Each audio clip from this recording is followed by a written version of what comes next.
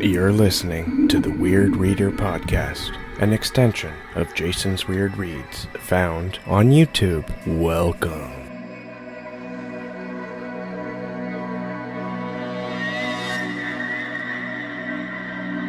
Hello, welcome to Weird Reads. I'm your host, Jason White, as usual, and this week I have a guest that I wasn't sure I'd be able to get on the show, but he agreed. And that was awesome. So thank you for coming on, Chris. Well, thank you, Jason. I'm very easy to get, actually. I love attention. So thank you. I'm really excited to be here. Not a problem. We're here to talk about your book, Shit Show. But before we get into any of my questions, can you give yourself just a quick introduction so people maybe who might be unfamiliar with you might get to know you a bit better? Of course. My name is Chris Panatier. Primarily nowadays, I write books and short stories, as well as provide illustrations for album covers for indie metal bands that most people haven't heard of, as well as book covers and interior illustrations for a variety of different venues, whether they be journals or magazines or book publishers. Mm-hmm. Awesome. Now, I woke up today in a really good mood, and that's kind of rare for me. Oh, good. Well, I'm glad. But I had something that was like a nightmare while I was sleeping. Most people would have considered it a nightmare, an absolutely terror blast, but I enjoyed it. I enjoyed it a lot. Have you ever had that where you're just like, that was a fucked up dream, but I really enjoyed it, and now I'm in a good mood all day? So I can't say that I had a dream that was full of like a true nightmare, and that while I was having the dream, I was enjoying it. Now, I have lucid dreamed before, for sure, where you realize you're dreaming. Mm-hmm. But there's like this mental block that even though you realize you're dreaming, it's still terrifying. But I have, after I've woken up from the nightmare or whatever it is, I have gone, whoa, like, whatever that was presented to me by my own brain was awesome in how terrifying it was. I've had some nightmares that I still talk about. Just the other week, I was telling my daughter about a nightmare I had 15 years ago. That's awesome. That just really stuck with me. So that's a little bit similar to what you're talking about, but I haven't been put in such a good mood by a dream in a while. I don't get it either. I woke up and I was like, that was awesome. Yeah. And it was also like, I could use this for a story. Definitely. Like, it has some serious good messages to it, I think, too. Have you ever used dreams for like a story ideas? I most certainly have. And what I've found is that as the proximity to the dream increases, right? So as you get further away from it, it fades very quickly. So I have, taken notes down or try to just jot something down in the morning the next day. If there's an image, and mostly for me, it's an image. Dreams don't really give me a whole lot of plot. They might give me a conceit for something, but mostly it's, that image could be a big center point of the storyline. Or if for instance, I'm writing flash fiction, it can be real conducive to that. There's one that I still am trying to find room for in a story, which is an image / thing that I had a dream about that was like chasing everyone around a small town. And it's so hard to describe, but I've been trying to come up with how I would describe it to capture the terror I felt in the dream. Because if I describe it now, it doesn't sound that scary. It was this thing called the duster. And as it was literally like a long, ribbon of dust. Interesting. And as it went around the town, it would get people. And then you would see the impressions of their screaming faces in the dust. That's cool. Kind of cool, right? Yeah. But I just need to find a way to use it. Yeah. That would make a good comic or something. I mean, you illustrate too, right? So yeah, that could. It's funny. I've been asked to get into comics a couple of times from the writing side, once or twice, but it was IP, and I don't want to chain myself down with that. And also, I'm not like a big comic book person, so I don't want to go, sure, I'll do this for you, and like get it wrong or anything like that. Because I know that people who are super serious, they'll be like, you fucked this up. But I've been asked to illustrate, and I've had to turn it down because I'm like, I'm not that fast. Like, you got to be fast to illustrate comic books. You have to be fast, and you have to understand that style. I could study that style and certainly learn it. I could certainly mimic it. But it would be such a huge time investment that I've had to pass on doing that, because I have other stuff that's like standalone art, that's kind of my thing. Yeah. And your illustrating is something that fascinates you about me. How's that work? That fascinates me about you, because you've done, like, we're both into similar music. We both are we okay styles, right? Yeah. And so I think it was on Anna Rose Reed's where you were talking about that, and I was like, I didn't know that.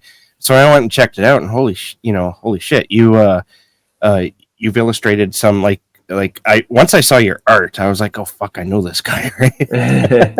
Because you have a very, very unique style that just sticks out. Can you talk about your illustrating and maybe name drop some of the bands you've worked for? Well, I can, but I would be remiss if I didn't mention the people who really inspired me, because like metal art, it has some like big pillars, right? Like there's Pushhead, and there's John Dyer Baisley, who does all the Baroness stuff, who's incredible.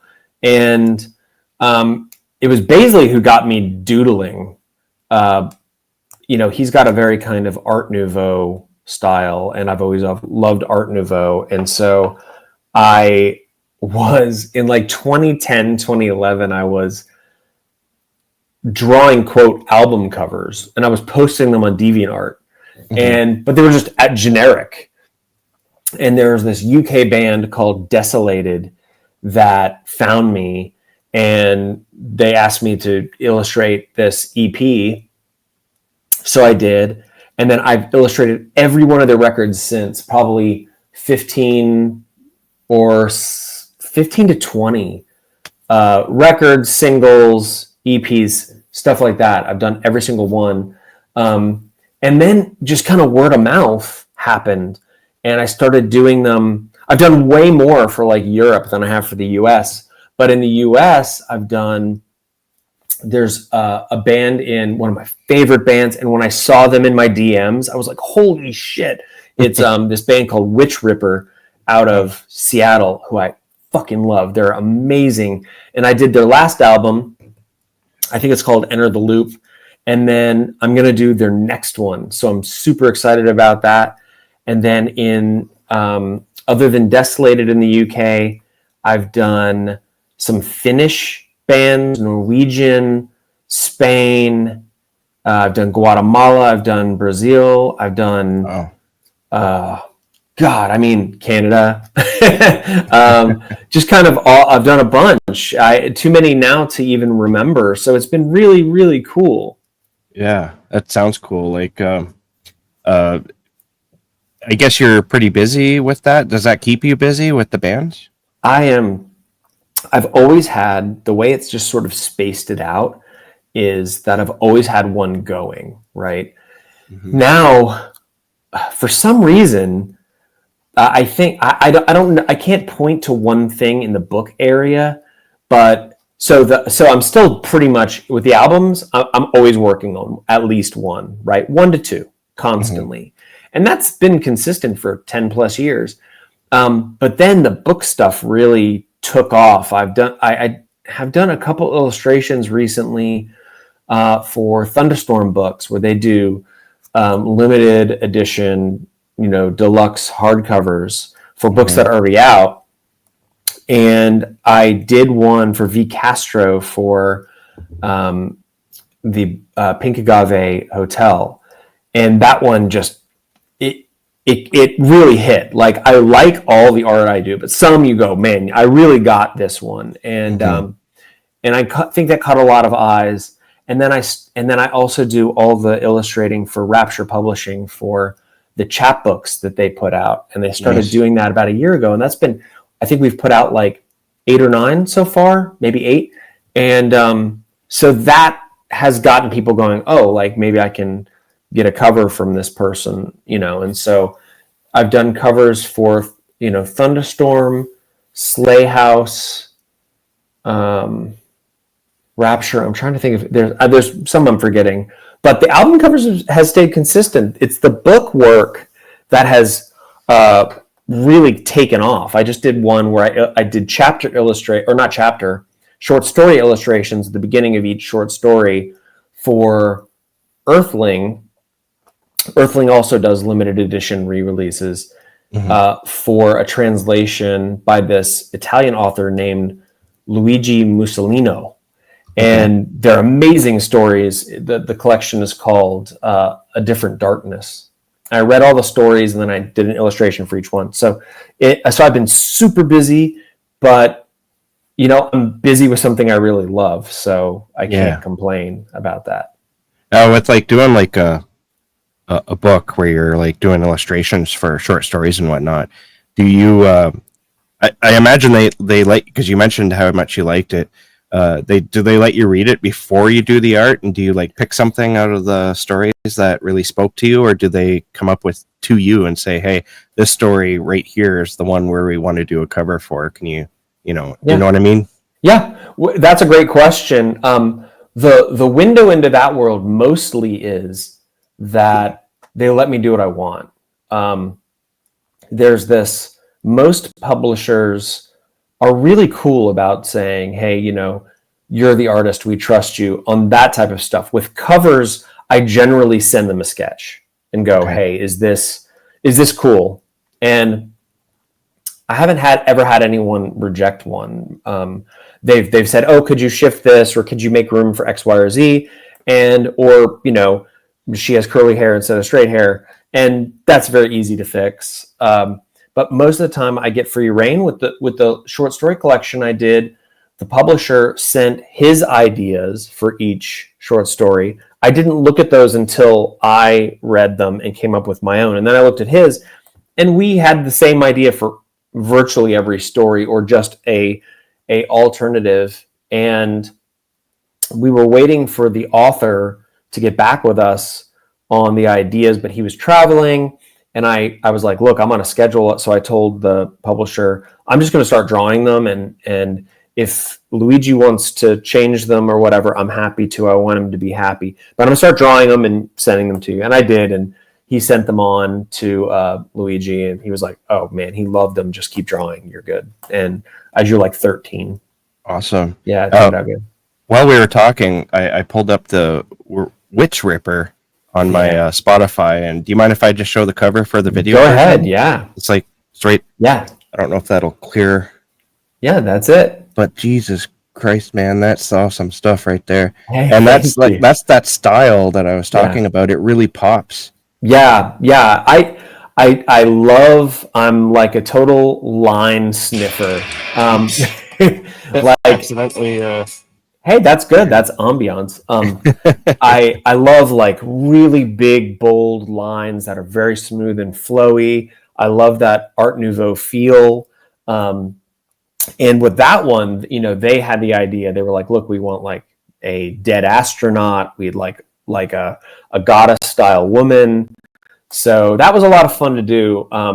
I prefer to draw things that are super organic. So you'll see across most of my work, it's all animals, plants, flowers, stuff like that. So anytime someone says, hey, we want an astronaut, we want something that is inorganic, that has machinery or something like that, I always kind of go, ugh, because I don't like it. But it's a great challenge because I'm going to make it work with my style. And I have to do a lot of experimentation to get it to feel right.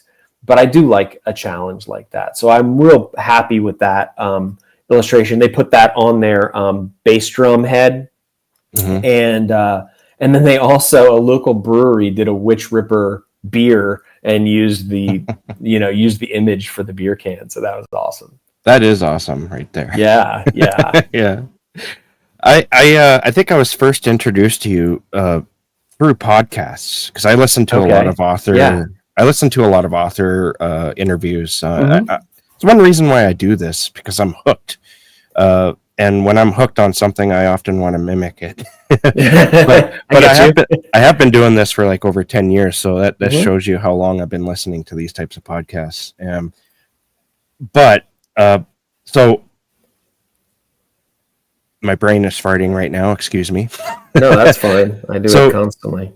Talking Scared, you've been on Talking Scared quite a bit, and that's where I think I was first introduced to you, and then you started popping up on other podcasts. But I wanted to ask you because it's been an interesting ride and very Hmm. entertaining to listen to you on the Dark Tower read for Talking Scared, and I just want to know what's that experience like, both being on the podcast, but I also want to know what's it like for you reading the books aside from the podcast. Yeah, yeah, great questions. I mean, I I've been friends with Neil who runs that podcast for a couple of years, and and being a friend, we were together at StokerCon about a year and a half ago, and I kind of pulled him aside as we were on a walk, and I was like, "Hey, man," because he was talking about Stephen King. I was like, "I've never read any Stephen King except for On Writing." It's like my great shame as a horror writer, and because when I decided I want to write horror, I was playing catch up. I was trying to like read everything of people, in my circles, to read their stuff. And Yeah. so I wasn't reading like the back catalog of the classics, so to speak. And a few weeks later, he was like, "Hey, like, I think I have a great idea. Me and Nat Cassidy are going to do a deep dive of Dark Tower. Do you want to be the guy who has never read King, is reading all this for the first time, And I was like, I think that would be a really cool dynamic. And it has turned out that way. It feels like a very cool dynamic. It's a lot of fun. And every podcast, it's not just the audience that is going to learn about Stephen King and learn about these books. I mean, I'm there being, basically taught by Nat and Neil about all the background stuff, and all the tie-ins and all of that. And reading it for the first time has been super interesting because I have never read anything that sounds like that, if that makes any sense. Like, Yeah. especially diving into the Gunslinger for the first time, it was like a little bit like reading something that was entirely uncalibrated to anything that's being written now. And Hmm. that, I guess, makes sense, but it was like kind of getting bonked over the head. And, I soon found out that most King fans, as far as the Dark Tower goes, don't really like the Gunslinger or don't like it in, the top 3 or 4 books. Hmm. Whereas for me now, after we've done 3 plus The Stand, plus I've read Salem's Lot, which we're going to do an episode of, The Gunslinger is my favorite King book so far. Really? Yes, yes. Now there are parts of The Stand, the first 300 pages Oh where yes. it's the plague. Hmm. That I was texting Nat and Neil while I was reading that. I was like, "This fucking slaps! Like this, Yeah. this is unbelievable. It's so good." Those first 300 pages, then the last 200 pages of Wastelands was amazing. The town of Lud Mm. and the big fight, and the first the first bit of Drawing of the Three, where you're meeting Eddie, because I've just come out of Gunslinger, and now I'm on an airplane with a heroin dealer. The guy's got bricks of heroin under his arms. I'm like, what the fuck is going on? Is it okay if I Yeah. cuss? Sorry. No. um, Your book is called Shit Show. So okay, all right, that's fair enough. yeah.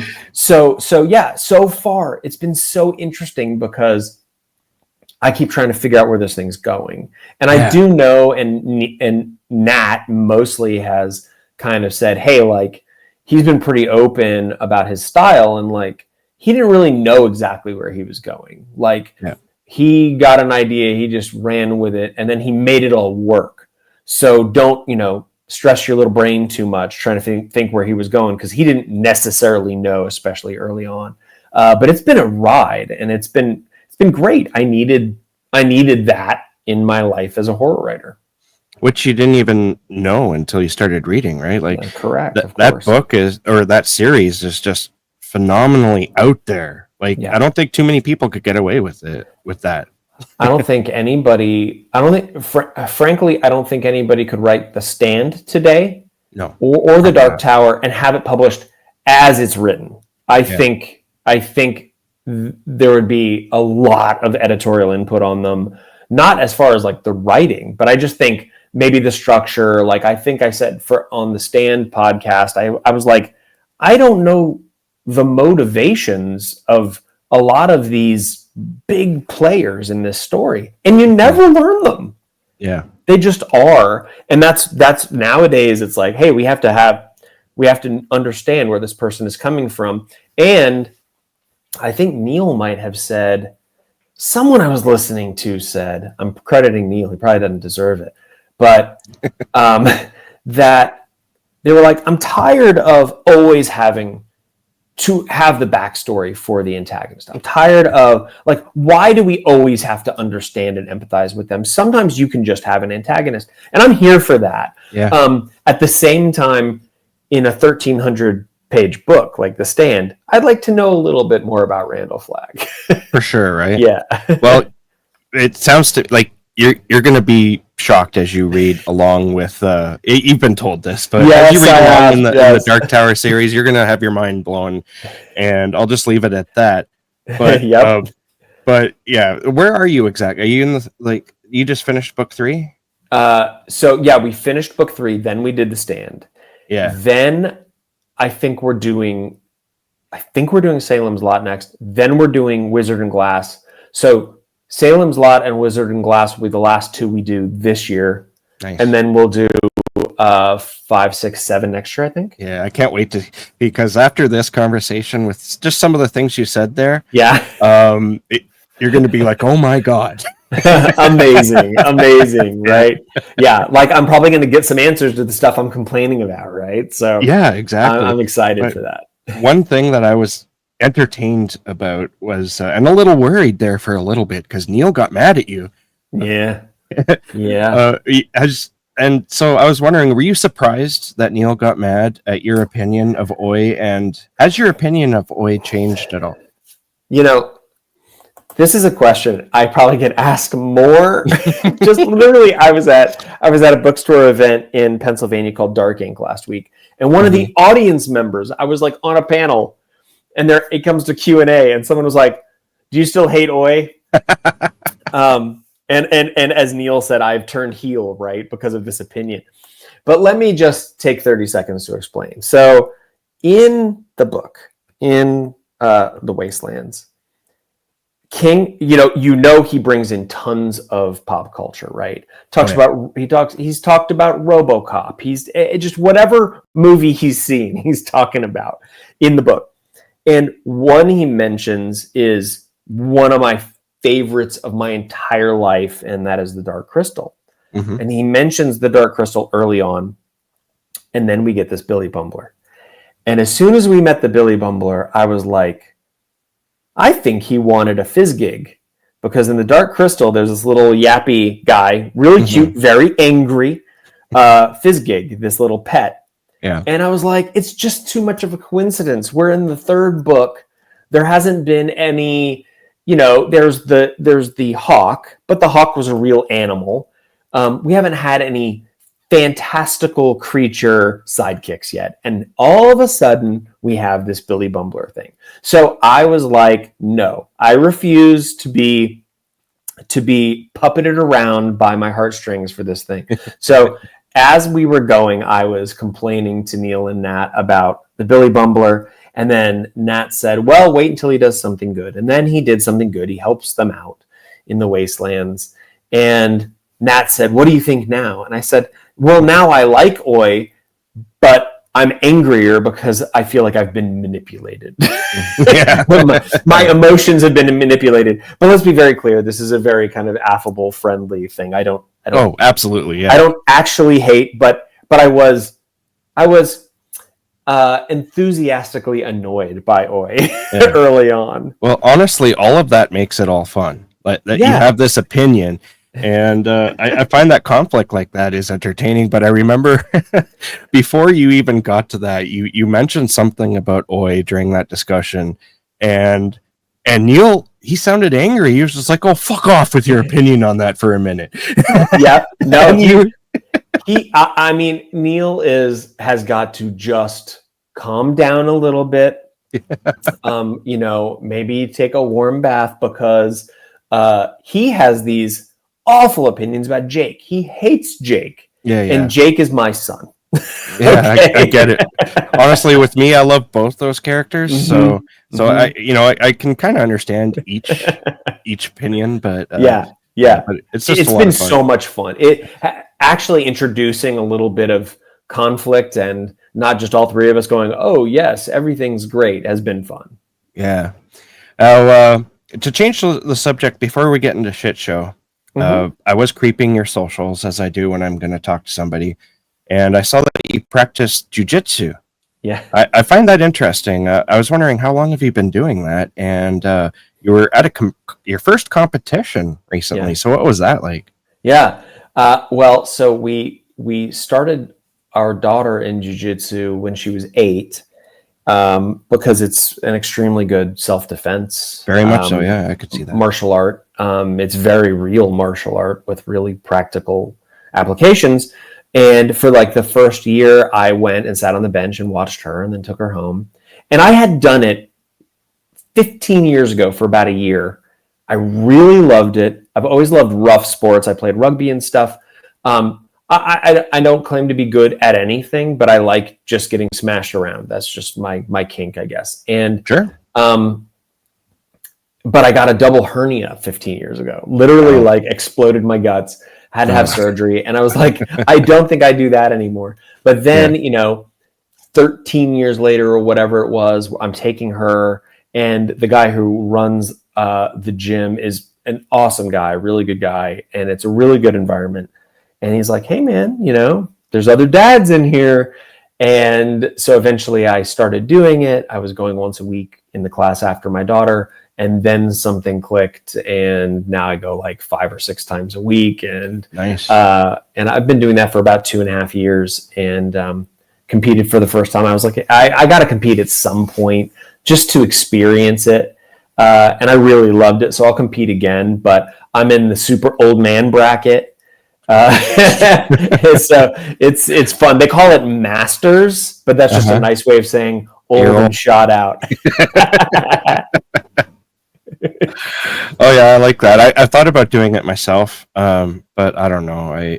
I'm the type of person who, when I'm playing football, see the ball coming for me, and I'll hold up my hands, but it'll bounce off my face anyway. Well, the good news about jiu-jitsu is that no matter what your athleticism is when you show up at jiu-jitsu for the first time, you're terrible. You're terrible. You have no idea how to move your body in all these very counterintuitive ways. So, for instance, I'm going to give you an example.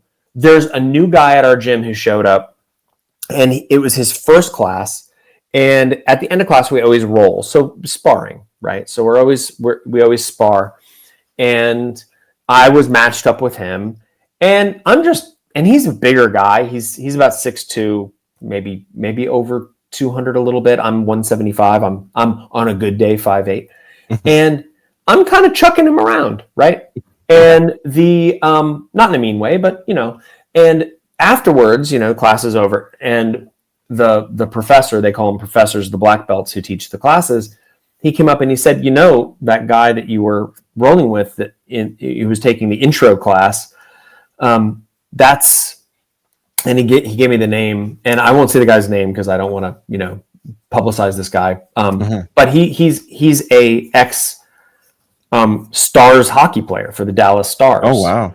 Yeah. And super strong, very athletic, obviously, but he hasn't learned how to move the right way in jiu-jitsu. So someone like me, smaller, older, and not as strong, not as big, I know the techniques, so I can flop him around and whatever, and do kind of whatever I want. So with that said, if you are interested, it can be a great outlet. It's an art. You're really learning an art. And the cool thing is there's no finish line.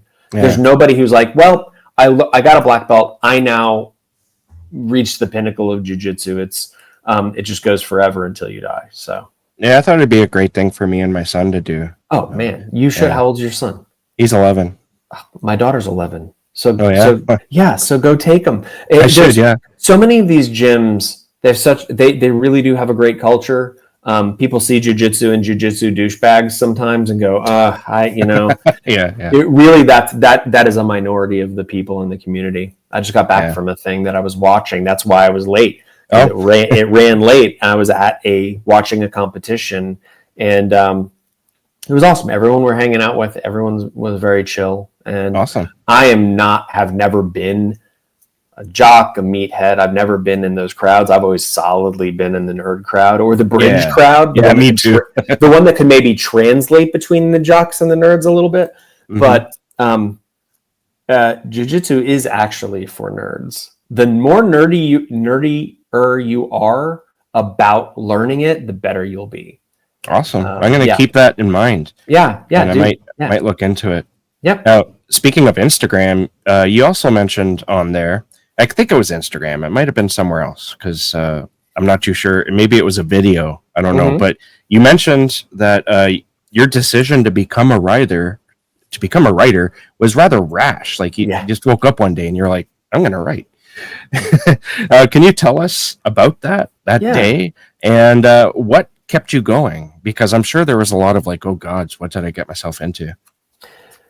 Well, I think that was a video I put on TikTok about this resource, this blog that I had been reading when I first decided I wanted to be a writer, put out by this agent named Janet Reed, who has since passed. But she had this amazing blog that I read every day, and it really gave me a good idea of what to expect if I was going to undertake a publishing journey. So in 2015, like January of 2015, our daughter's like 9 months old. My wife and I go see a movie for the first time since our daughter was born, right? Mm-hmm. And the movie we went to see was Interstellar. And yes. And so I was in a real special place, man, in my head. I hadn't been to a movie. It was like the most exciting thing ever. I know what that's like. Yeah, right. And I know you do, of course. And it's amazing. It's an amazing movie. And I was so just like starry-eyed about it and about the scientific concepts in it and just how amazing it was.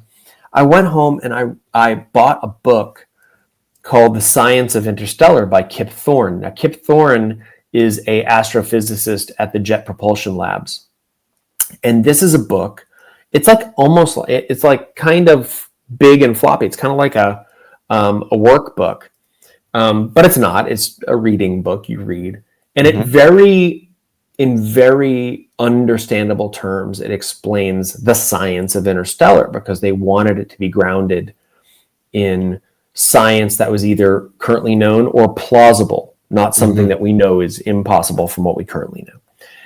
And it explained Gargantua, the black hole. They ended up publishing like 3 peer-reviewed studies just based on modeling that black hole. So I was like, as soon as I finished reading that, I was like, oh my God, like people should write books about outer space. Do they do that? And it was almost like I wanted to dive in myself and I wanted to create something that was as wondrous as what I had just seen. And so at the time I was like, what do I write? Like, do I write like YA or middle grade? Like I've got a little girl. And so I was like, I'm going to write a middle grade book. And I literally like had to Google, like, when you write dialogue, where does the comma go? Where does the quotation mark go? And I just started writing. And the question I kept asking myself as I was writing was, does this sound like a book? Is this how books sound? Because the other area where I also had to play a lot of catch up was in what I was reading. I've been telling the story for a little while because since I started, getting asked on podcasts and stuff, and I was very embarrassed to do it the first time, because when you listen to authors speak, 99 times out of 100, they're asked the question, when did you know you wanted to write? And they say, when I was 7 years old and I was stealing my parents' Stephen King novels, or whatever. Yeah. And for me, I'm like, well, I have no street cred because when I was 38, I read, but what I read was, I love real science stuff. So I was always reading, I was always picking up Scientific American. I was always reading as much as I could understand, just because I loved it so much. Mm-hmm. I was reading, frontier history of the US. I'm like a reverse white male, because usually they get to their history stuff about at my age, and that's when they go into their cavern and read all the World War II stuff, right? I kind of did the reverse. I kind of did that in my 20s and early 30s. And then I saw Interstellar, but also I read his Dark Materials series. And the reason is because my daughter is named Lyra, and my wife is the one that was like, oh, I think this girl is going to be a Lyra. And so I read the series and I was like, oh my God, like, people write this stuff. This is amazing. Like, that's how naive I was. And then I just started chowing down on everything I could read and playing catch up at the same time that I was writing this first novel. Mm-hmm. And I decided to write every day. I wrote every day, no matter what, whether it was a couple hundred words or a couple thousand words. And what I discovered was, and this is something, I think what helped me drive through it and get through the frustrations and the big learning curve, was that I had done this in art. In the early 2000s, I'd always kind of done art. I was the person who always knew I wanted to be an artist in some capacity, right? Mm-hmm. I always done art, but I hadn't really upped my game. And in the early 2000s, I was like, I'm going to get better. And I really, really worked to put hours into the craft and get better. And I did. So I was like, as I was learning to write, I was like, I think this is the same thing. I think this is going to go the same way. And I could, after 3 months, I could look back at the stuff from month one and go, oh yeah, like, that's terrible. You are making progress. Mm-hmm. And I just continued to do that. And after about 10 months, I had a finished novel. I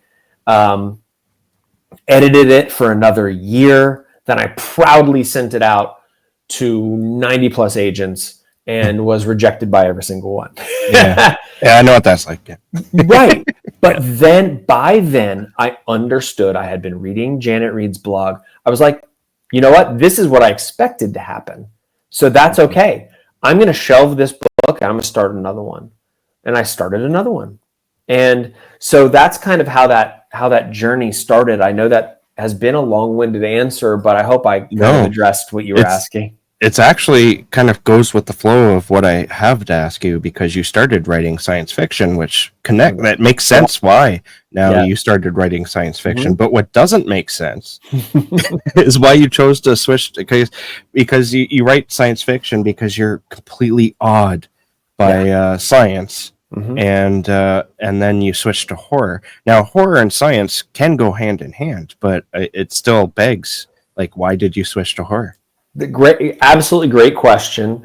So it's funny, my first novel, The Phlebotomist, I won't spoil anything, but it's very horror adjacent. Mm-hmm. But at the time, and I knew that at the time. I mean, if I were to spoil what the main trope is, people would go, "That's a horror novel, stupid." But I was so identifying myself as a science fiction writer. I refused to call it horror. I only called it science fiction, which in retrospect is hilarious for anyone who's read The Phlebotomist. It was very horror adjacent. But what happened was I wrote The Phlebotomist, and then I wrote Stringers, which is straight, hard, humorous sci-fi. Yeah. And it's kind of like in the vein of the Bobaverse books. We Are Legion, We Are Bob, which is awesome. Which is so awesome. I love those. And it's that has hard science in it, and humor, and mine does too. It's less Hitchhiker's Guide, although it's compared to Hitchhiker's Guide all the time, which only makes people mad when they read it and they go, "This ain't Hitchhiker's Guide. I was promised Hitchhiker's Guide." But the pivot actually was predictable, because as I was writing these novels, these science fiction novels, I was writing a lot of flash fiction and a lot of short fiction. Mm-hmm. And I did write a handful of straight science fiction stories, but everything started to curve towards horror. Everything I wrote. Because while I also have a love of, that awe and that wonder that I get from science, mm-hmm. I also love the feeling of awe and wonder and what is going on that I get from horror. And as it turns out, a lot of the short fiction I was writing was really focused on human nature. And I don't have the brightest view of human nature necessarily, as a whole. So I tended to be telling stories of humans doing horrific things. And it just sort of made sense. And then the first full-fledged horror novel I wrote was The Redemption of Morgan Bright last year. And everything I've written since then, I'm still exploring that. But I will say that my love of, cosmology and astrophysics and all of that has never waned a bit. No. And I have some ideas for some cross-sectional stuff of horror and sci-fi. That would be awesome, because I'm a huge fan of astrophysics myself.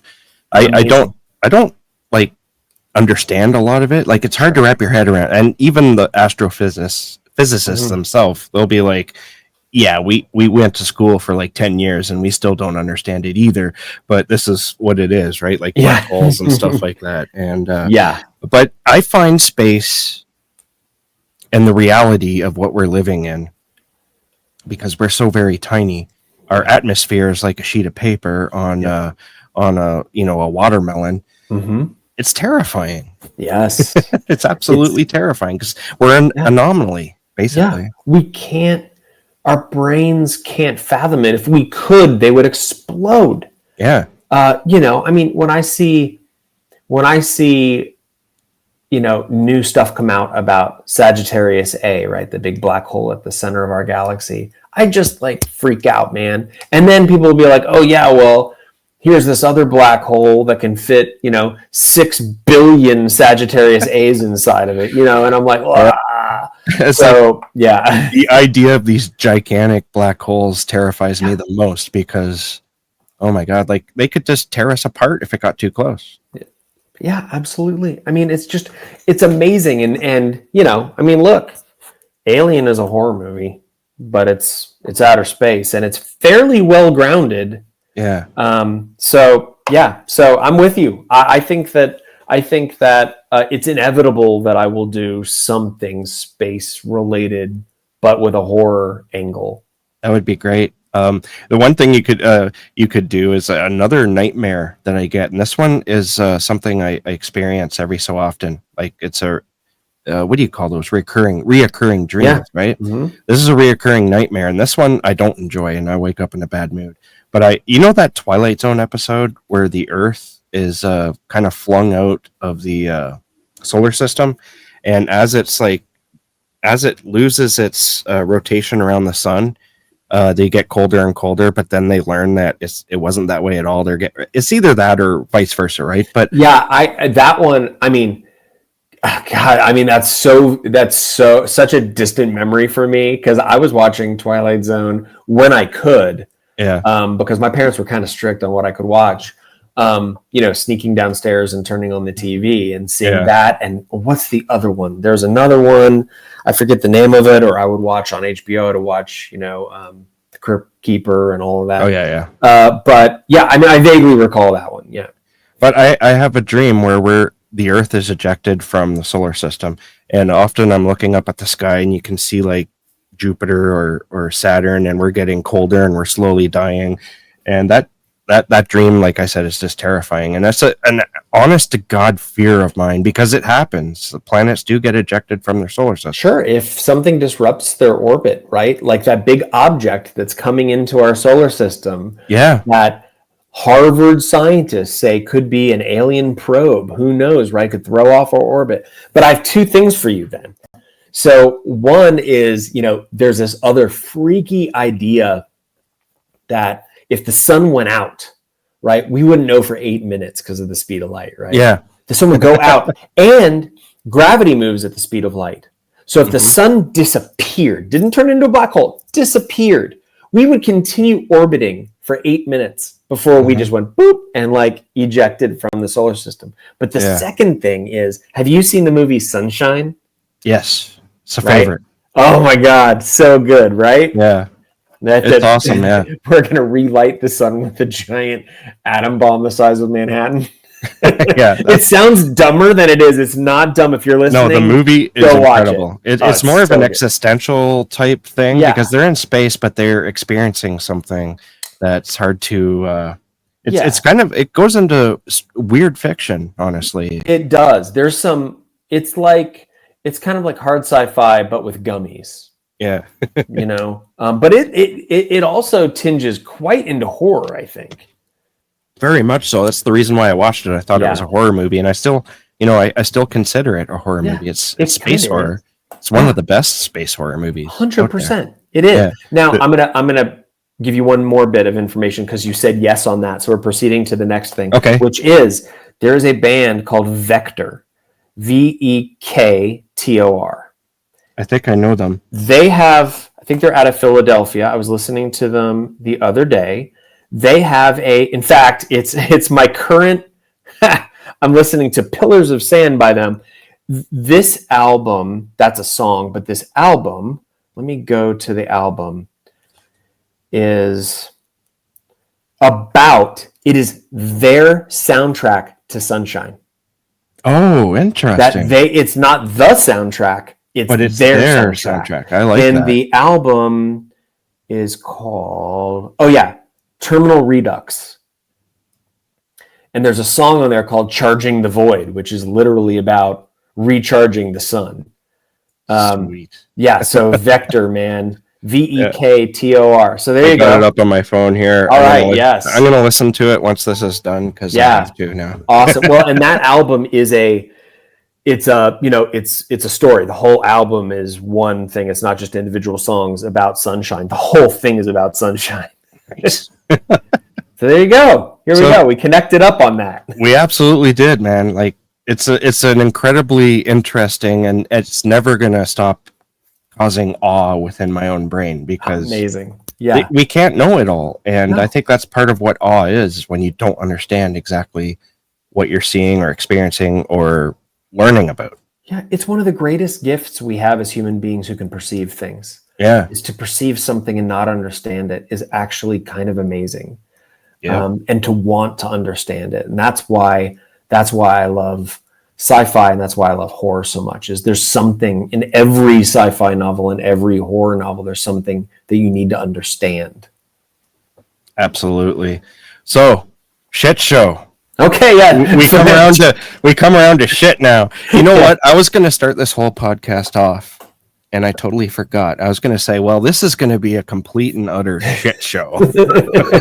That's fair. Because you kind of have to, right? Yeah, totally. You got to lean into the puns that the book allows, right? You got to exactly. do it. Though this is slated, it's like we're talking right now, it's August the 23rd, and this is slated for an early September release, right? That's right, September 2nd from So Below Books. Nice. And now, I like that title. It's not too often in fiction, like in nonfiction there, especially in the self-help category, there was a lot of swearing in some of those titles. Mark Manson, looking at you.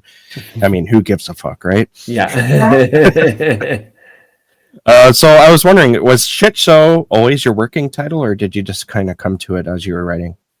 Well, it went back and forth. The first one was the original idea I had, the premise, or not the premise, but the conceit, which was Portal Potty. Yeah.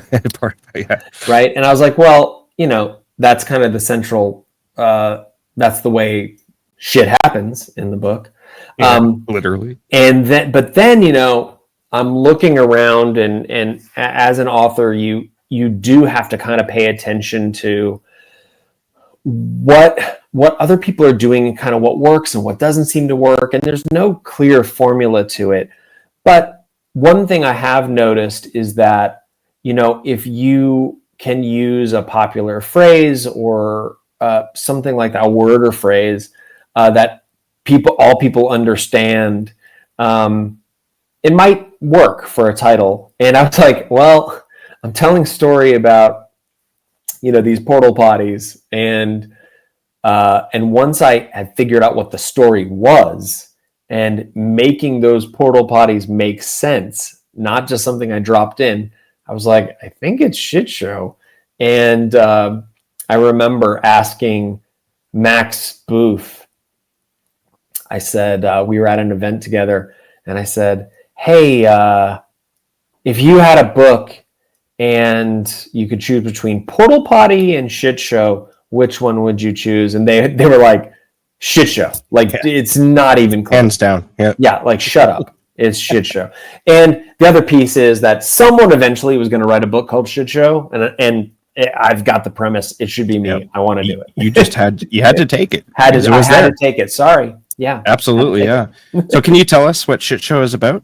You bet. So the short kind of one sentence, if I had 5 seconds, is it's a latrine technician versus a dark carnival. And if that, if that piques your interest, great. But the sort of back cover copy version is that Sunday McCorder is an older guy. He's in his 50s. He takes care of his mother in their trailer park who is suffering from dementia. He needed a job with flexible hours in a company vehicle, and the sanitation company was hiring. So that's the job he's got. And he drives around a honey wagon, which is literally what they call those cars.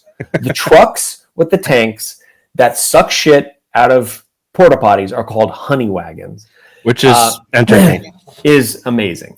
And so he drives around, he does the job, it's what he's got to do. And around autumn, county fair, carnival season, he starts finding body parts in porta potties, and people start going missing. And so he finds himself at the center of, what is it? Is it a serial killer? Is it a human trafficking ring? Is it a tussle between worlds? Well, you got to read the book to find out. I want to thank you for sending me an e-arc. I had no idea what to, like, it's called Shit Show, and I knew it had something to do with porta potties, but that was about it. And so I didn't know what to expect. And it was quite the ride, man. I absolutely loved it. It's so much fun to read. I did not expect the quirky sense of humor. I found myself, like, your intrusive thoughts must be friends with my own intrusive thoughts, because the things that happen in this book, just the situations that the main character Sunday puts himself, the thing, oh my god, it's crazy.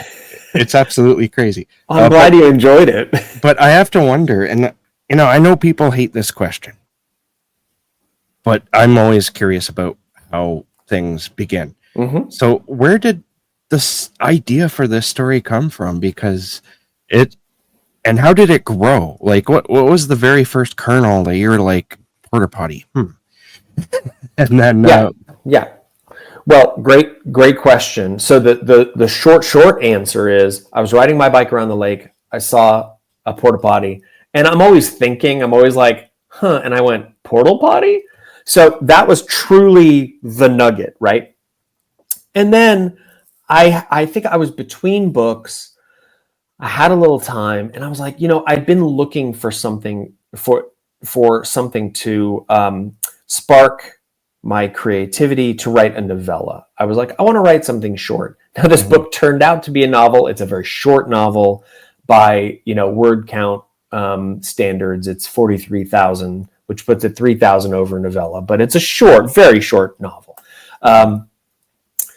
And so I was thinking about it. I was like, okay, portal potty. So how would I build, what kind of story would I tell where people were using porta potties as portals? The concept itself is very funny. So I wanted to continue with that and go, okay, what settings do we have that lend themselves to humor, adventure, fun, where we find porta potties? And I was like, well, carnivals. And then I was like, okay, well, this is definitely a horror story. Carnivals can go dark real fast. Mm-hmm. And then it just flowed very easily from there, because then I was like, all right, who's my main character? Well, it's got to be the guy who maintains the porta potties. Yeah. I want someone who understands the workings of these things that can then navigate this world. And it's also the total fish out of water scenario, right? Which is always ripe for comedy and conflict. So, he's in his world with the porta potties themselves, but where they take him, he's completely unprepared for. And he tries to, but it just keeps getting worse and worse. And so that's really how it started. And then I needed to go, well, where are these portal potties going? Where are these portals going? And that's where I got the idea for the Dark Carnival. And from there, I'm all about a funny joke. I'm all about humorous stories. Mm-hmm. But to me, they ring really, really hollow and kind of cheap if that's all it is. If it's just a string of jokes, that even me, and I love a good, fart joke. You could do fart jokes all day and I'll probably laugh at them all day. Yeah. But in a book, I want to feel more than that. And so I really wanted to ground it. I wanted an emotional center for this story, centering around something that scares the hell out of me, which is dementia. Mm-hmm. And I wanted to tell a real story inside this kind of funny veneer. So that was my goal, to answer your question. Yeah. You mentioned that dementia is a real fear of yours. And I was wondering if this is another angle of why you write horror. Is it because a lot of horror writers have mentioned that writing horror is very cathartic, but it can also be healing of the things that you fear. So do you have you found, at least writing horror, a way to confront the things you fear?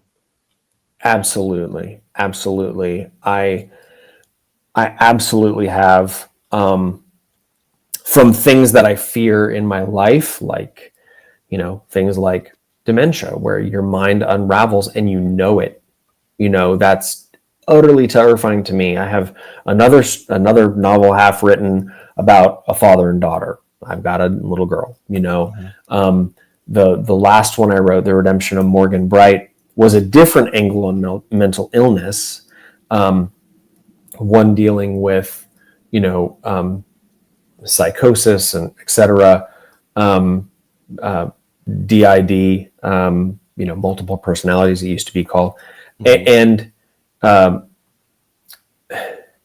that's something, all of those things, the loss of control, I think is what it comes down to probably, are things that I explore. Those are the things that are scariest to me. And to answer your question, yes, writing these stories actually helps. Exploring it, instead of it being a total mystery to me, in writing these stories, that is an exploration. And when you explore something and you turn the light on and you see it, I think it's almost always going to be less terrifying than if it's just a shadow in the dark.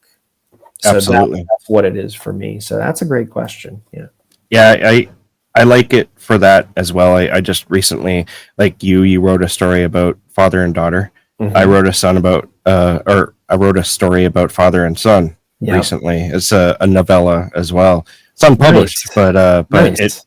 It helped me confront something that I fear massively. And it doesn't. If it were still to happen, it wouldn't make it any easier still. But it at least let me look at it through a different lens of healing, the possibility of healing, instead of me Yeah. saying, if that were to happen, I'm just going to drink myself to death. Yeah. You know?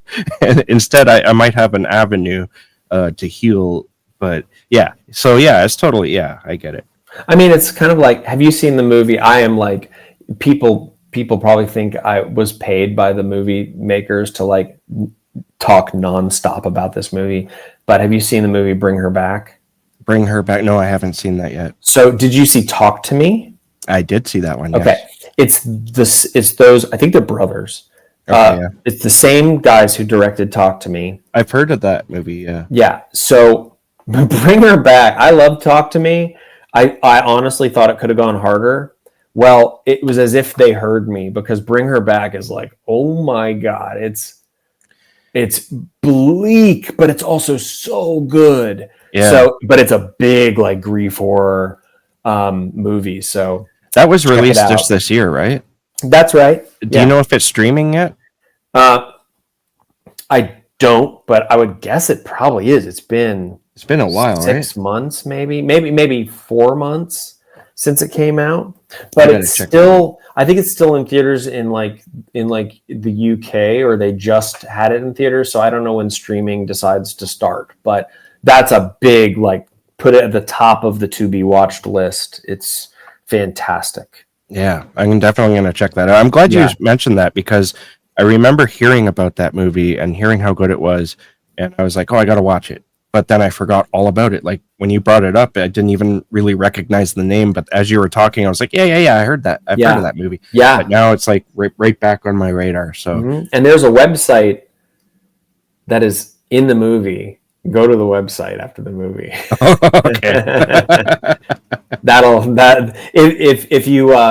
If you want to make sure you stay up that night, go to the website.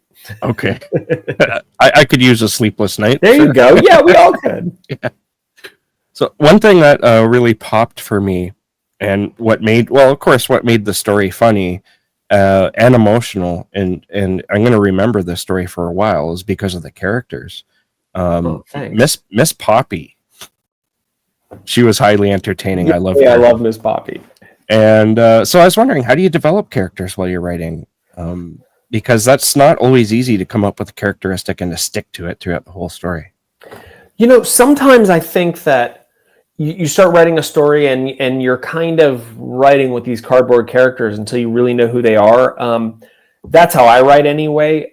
A lot of folks I know will come up with their characters ahead of time before they even start writing, and figure out who they are and what they wear and what they look like and what their hobbies are. And I don't do that. I kind of stumble through the first, couple of chapters and see how I see the tone of the story that I want. And sometimes that tone will dictate the type of characters I have. Mm-hmm. And they will slowly gain flesh as the story goes on. And then by the end of the story, by the end of the first draft, what I have is, I know what the story is, and I know who the characters are. And now I can go back and in revisions, make them that, right? Really flesh them out. But someone like Miss Poppy, I kind of wanted a foil for Sunday. Sunday, as funny as the things are that happen to him, he's kind of a straight man, mm-hmm. That's what makes it funny, though. Is like he's doing these absurd things, but he's doing it because he's the rationalized. This is what I have to do, and it's just the way it is. But you're like looking at it from outside of the box, seeing what he's doing, like putting on the scuba gear, for example, right? And you're just like, oh my God, this is crazy. Well, because what would you do? And that's the thing about Sunday is it's like, okay, well, if I have to go into this, this shitter, maybe I should wear something, right? Well, like, what would very logical, right? It's very logical. Like, what would you do? And I think that early on, it was weighing kind of heavy because it was just he and his mother, and she's definitely not comedy relief. Like, what's going on with her is very heavy. Mm-hmm. And so I think intuitively, I knew as soon as I introduced, because there's a prologue and then there's a first chapter with he and his mother. And I knew as soon as I was done with that breakfast scene, I was like, I need some levity. And you go outside and you meet Miss Poppy. Yeah. And I think she showed up right there because I knew I needed some levity in this other character. So she popped up to use a pun. Yeah. Oh man, like from the son's fear, or not fear, but his love for his mom, and him trying to just take care of her, try to get her home, to Miss Poppy, and her sort of crazy, outlandish, like she's there to help, right? Yeah, and she's like your good friend, but she's got like some issues. Yeah, I mean that Miss Poppy is, and I have a friend who is like Miss Poppy, who I've had for a long time, and this friend of mine would lay down in traffic for you, no matter what. And I've known her for a long time, and maybe I was channeling a little bit of her with Miss Poppy, in that Miss Poppy's not going to ask questions. Now she might say, "Where's the fireball?" You know, "Where's my flavored cigars?" But other than that, she's going to do whatever it takes for her friends, and the people she cares about.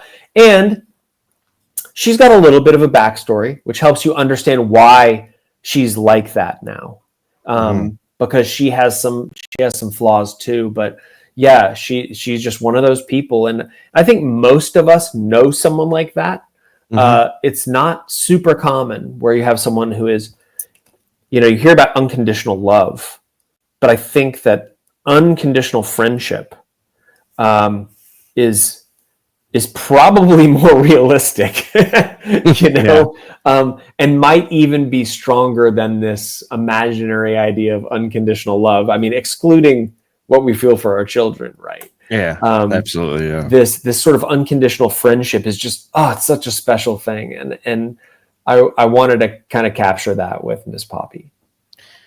What do you hope readers will take away from reading Shit Show? I hope they'll come away going, I did not expect that. And that, man, I have this emotional pause when they finish the book and that ending. I hope they have an emotional pause, and I hope they feel good. Even though the ending is not one that is purely black and white. And I hope that they go, wow, I had fun with that. It wasn't just a cheap ride. It wasn't a cheap carnival ride, to keep using puns or whatever, metaphors. It wasn't a complete shit show. Yeah, it wasn't a complete shit show. No. And just go, wow, I hope if the book works, I think people will walk away saying, wow, that was a lot more than I expected from a book called Shit Show. And I'm glad I read it. That's what I hope people walk away from. Awesome. Well, I'm glad I read it. It was a lot of fun. Thank you. And it made me feel, and it made me laugh. Oh man, that's not easy to do, right? I find actually comedy in fiction isn't always easy to accomplish.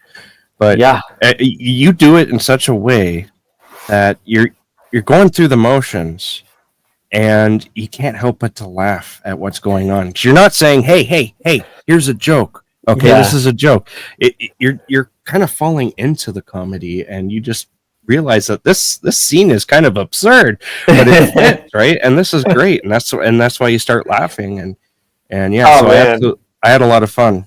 Thanks so much. I think this is the first book where I really kind of got out of my head a little bit, and I was trying to tell just a straightforward story. I wasn't trying to do any gymnastics. I wasn't trying to pop your head off 10 times with crazy twists, because I like a good twist. I really do, and I'm always trying to do it. And there's some small ones in this, but mostly you're getting a linear story. And maybe that's why it's so easy to digest, and just fun. And I think you could soak up everything I'm doing without having to go, what is he doing? Yeah, absolutely. Yeah. So before we go, I'm going to ask you a question that I ask all my guests. Let's do it. Are there any authors that you love reading, but you wish more people were talking about on social media? Okay, this is great, because yes, there are. So the first would be Jess Hagenann. Now, Jess Hagenann, it's Hagemann. She's a friend of mine, but she's someone she's been writing longer than me her whole life. She's a magnificent writer. She's been inspirational to me as far as how she writes and what she writes and her work ethic. She published a book in 2018 that came out from Cinestate, but is now, I think now the rights are held by, and I never say this word right, Encyclopolis. It's like apocalypse, but encyclopedia, and those two words together. I fucking suck at saying it.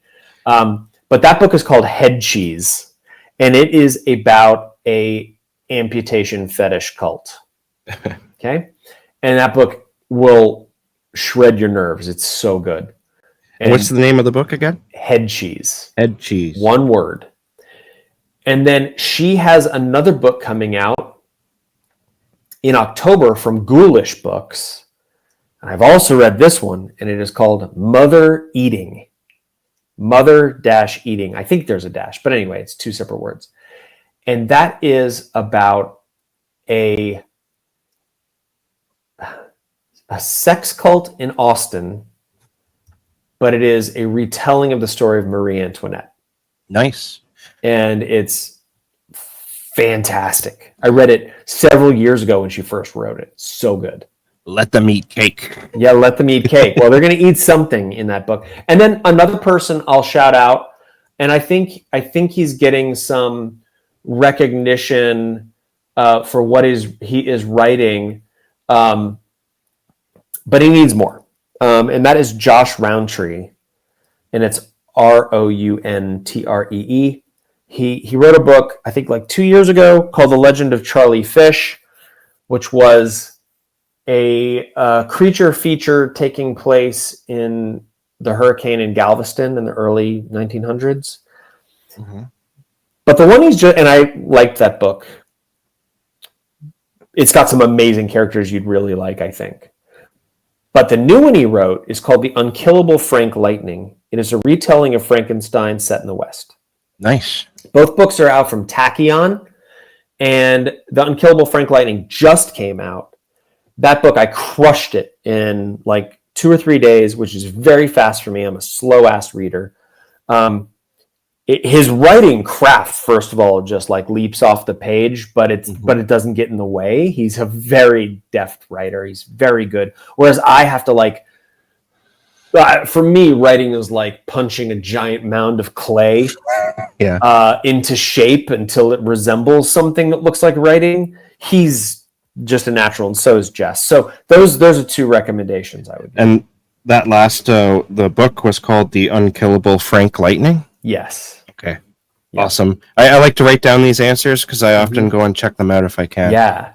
And I also put them in the show notes so other people can do the same. Wonderful. Yeah, because amazing. It seems like some people steal the spotlight, which it's not undeserved. They're great authors, but I would like to see other people get the spotlight as well. No, I love that. I absolutely love that. And of course, I'm glad I could think of anybody, because as soon as anybody asks me those questions, I'm like a rabbit. My head just goes totally blank, and I just stare into the headlights. Well, the thing is I usually send that question beforehand just to give a heads up so that you can think about it, because I have that exact same issue where somebody asks and I'm like, oh God. Okay, you're gonna have to give me a minute here. Well, there's one other one. I want to say one other one, and I don't know that he's not getting attention, but I had never heard of this book before my friend and also author Bonnie Jo Stufflebeam put it in my hands. And the book is called Venomous Lumpsucker. And it is by Ned, it's like Beauman, Beuman, I think. That book is actually, it's not horror. It's like sci-fi, near future sci-fi satire. It is utterly brilliant. And it has some of those moments that we talked about earlier, those wondrous moments. That is like a penny drop, man. And you just shut the book and you go, I got to go take a break. That was so amazing. That was so good. Nice. And I had never heard of him or Venomous Lumpsucker before. So there's another bonus bonus title. Excellent. I love that title too. Like, Yeah, it's great. you can find that author real easy just by that title. Yes, you can. Yes, you can. And the book cover's great too. It's got a really good book cover. Yeah. So, what are you working on right now that we can look forward to? Assuming, of course, that you can talk about it. Yeah, I just got back the edits on my novel that comes out next September. That is called Worry Box, and Worry Box is about a family who has just taken in a foster daughter who suffers from extremely monstrous and violent intrusive thoughts. And that's Worry Box, and that is coming out from Angry Robot next September. And then there's Shit Show, and then there's something I can't announce, but it's going to be announced soon, coming out in February, and that is, I'll just say, it's a horror fantasy. And then I'm still doing all the art for Rapture for the chapbooks. I have a short story in the upcoming Taylor Swift anthology, Look What You Made Me Do. Taylor Swift horror anthology. That's awesome. That's awesome. And that's coming from So Below Books. So that's and then just writing and revising projects in various stages of being a pile of shit or looking okay. That's kind of how it's always going. I understand that completely. Yeah, I bet, right? Well, I want to thank you so much for coming on and talking with me. I had an absolute blast. This was a lot of fun. Where can people find you online if they want to follow you for updates and whatnot? Sure. Well, first of all, I want to say I had a blast. I will come back anytime you want. This was totally Absolutely. fun. A great time. I say right now, I'll say, can you come back in 1 year when Worry Box is going to come out? 100%. Yeah. I would love to talk about intrusive thoughts with you because I've suffered from those like really badly. Ditto. And that would be a great book to read and a great conversation. Yes, 100%. I will absolutely come back. Let's do it again. As far as where people can find me, I am an attention whore. I am not hard to find. I am. My website is chrispanatier.com. I'm on Blue Sky as Scribe of Hades. I'm on TikTok and Instagram as Chris Panatier. That should do plenty. I think I'm on Threads too as Chris Panatier. So Chris Panatier, you look for him, you'll find me. All right. Well, thank you very much, and we will be in touch. Yeah, you bet, Jason, and good luck on your novella. Thank you. Yeah, you bet. Thank you.